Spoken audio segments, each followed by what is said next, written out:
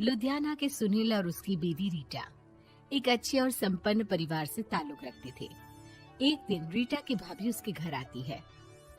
रीटा, तुझे तो पता है तेरा भाई कुछ नहीं करता, ऊपर से 2 बच्चों की जिम्मेदारी, बेटी भी बड़ी हो गई है। तू तो बुआ है, कुछ मदद कर सकती है तो कर देना। कहाँ पैसे हैं भाभी, बस समझ लो किसी तरह हम लोग भी दिन काट रहे हैं। 2 ही तो कार है और मेरी बेटी भी बड़ी हो रही है। अब उसके लिए कार लेनी है तो 10 लाख का खर्चा तो लग ही जाएगा। तभी वहाँ सुनील आ जाता है। अरे शशि, क्या है, तू हमेशा पैसों के लिए परेशान क्यों रहती है? वैसे क्या जरूरत थी बेटी की शादी इतने बड़े घर में तय करने की?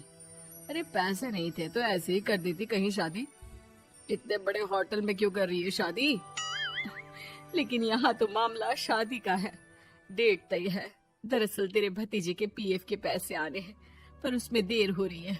जैसे ही पैसे आ जाएंगे मैं तेरे अकाउंट में डलवा दूंगी। ठीक है, हम लोग सोचकर बताएंगे। तभी वहाँ भतीजा आ जाता है। फूफा जी, आप लोग ही मदद कर सकते हैं, वरना तो कैसे काम होगा समझ में ही नहीं आ रहा। मैं वादा करता हूँ जैसे ही पैसे आ जाएंगे मैं आप लोगों को वापस कर दूंगा। हाँ भाई, ठीक है। अब देख भाई, हमारे लड़के तो सारा दिन घर पर पड़े रहते हैं, ना कमाते हैं ना कुछ कमाने की इच्छा रखते हैं। लेकिन चल, ये ले, कितने पैसे चाहिए? जी 4 लाख रुपए। ठीक है, लेकिन पैसे ध्यान से वक्त पर वापस लौटा देना। सुनील मुसीबत के वक्त बीवी के भतीजे की मदद तो कर देता है, लेकिन उन लोगों के जाने के बाद देख ले रीटा, तेरे मायके वालों ने मांगा तो दे दिया, वरना इन लोगों का मुझे कोई भरोसा नहीं है। अरे क्यों भरोसा नहीं है? इससे पहले तो कभी इन लोगों ने आपसे मदद भी नहीं ली। हाँ, ली तो नहीं, लेकिन पैसे की किल्लत ही रहती है ना इन लोगों के पास। अरे ठीक है ना, नहीं लौटा पाए तो भतीजे के ससुराल से निकाल देंगे। सुना है बड़े घर में शादी हो रही है। सुनील और रीटा पैसे तो दे देते हैं, लेकिन अगले रोज ही। हाँ भाई साले साहब, क्या हाल है? ठीक हूँ जीजा जी। क्या बात है, सालों बाद आपका फोन, जरूर कोई बात होगी, बताइए ना। अरे वो तेरी बड़ी भाभी आई थी, बेटी की शादी कर रही है ना, तो पैसे लेने के लिए मैंने दे दिए 4 लाख। सोचा भाई किसी गरीब की बेटी की शादी हो रही है, पुण्य मिल जाएगा।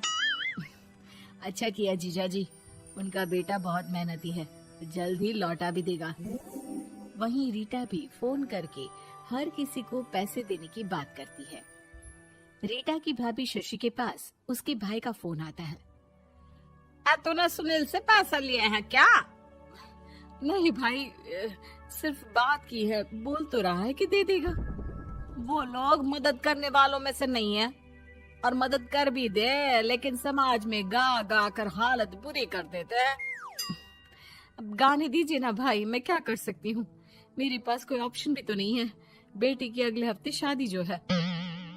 शशि की बेटी की शादी हो जाती है, लेकिन शादी के 1 महीने बाद ही सुनील का फोन भतीजे के पास आता है।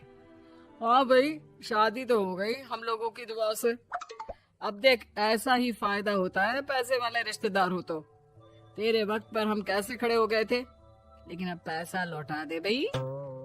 जी, मैंने पीएफ के लिए अप्लाई कर दिया था, उसकी नोटिफिकेशंस मैं आपको भी भेज देता हूँ। मुझे लगता है 10 दिन में पैसे आ जाना चाहिए। जैसे ही पैसा आएगा मैं आपके अकाउंट में डाल दूंगा। और ना जी ना, कोई नोटिफिकेशन नहीं चाहिए, पैसा चाहिए, पैसा। ठीक है अंकल, बस 10 दिन का समय दे दीजिए। अभी हफ्ता भी पूरा नहीं होता कि भतीजे के पास उसके गांव के दूर के चाचा का फोन आता है।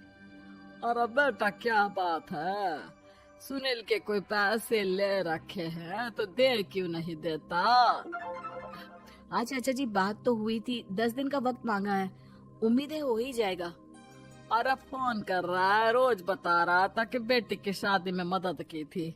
अब क्या है ना, भले ही शादी 10 दिन रोक देते, लेकिन सुनील से मदद नहीं लेनी चाहिए थी। याद है ना, मधु की मदद करके कितना बदनाम कर दिया था उसने पूरे घर को सोसाइटी में। हाँ चाचा जी, मैं भी यही सोच रहा था कि उन लोगों से मदद नहीं लेनी चाहिए थी। कई लोगों के फोन आ चुके हैं। वहीं रीटा अपनी भाभी को फोन कर देती है। क्या है भाभी, कब पैसे लौटाओगी? पता है ना ये कितना बोल रहे थे, तुम्हारे बोलने पर मैंने पैसे दिए हैं।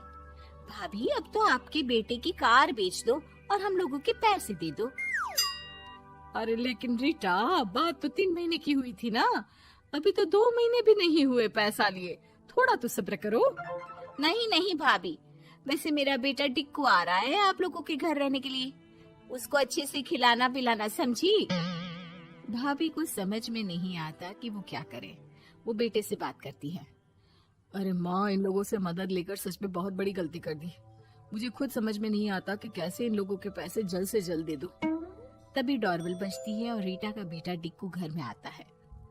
आओ बेटा, मामी के घर पहली बार आए हो रहने? आप पापा बोल रहे थे कि आप लोग पैसे का ब्याज तो दे नहीं पाओगे, तो तब तक मैं यहीं रह लूं। और हाँ, मैं एसी के बिना नहीं सो पाता। आप लोग अपना देख लेना और पैसे जल्दी लौटा देना, क्योंकि मैं थोड़ा जल्दी जाना चाहता हूँ।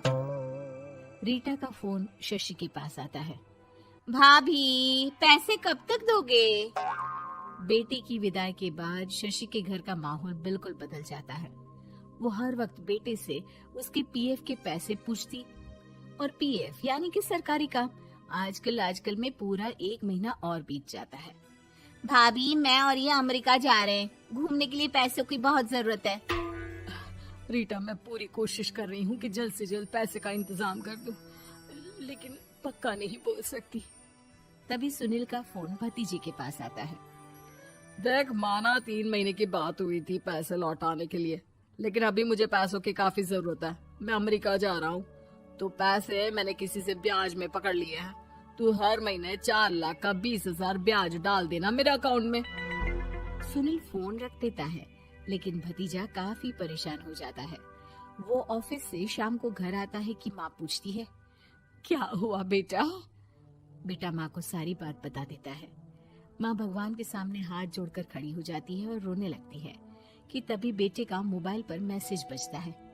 माँ, पीएफ के पैसे आ गए। और वो ऑनलाइन ही सुनील के पैसे वापस कर देता है। भला हो भगवान का। लेकिन आज एक बात तो समझ में आ गई, मदद हमेशा उन लोगों से लो जो मदद के बदले आपसे मदद में दी गई रकम ही वापस लें, ना कि समाज में आपकी इज्जत।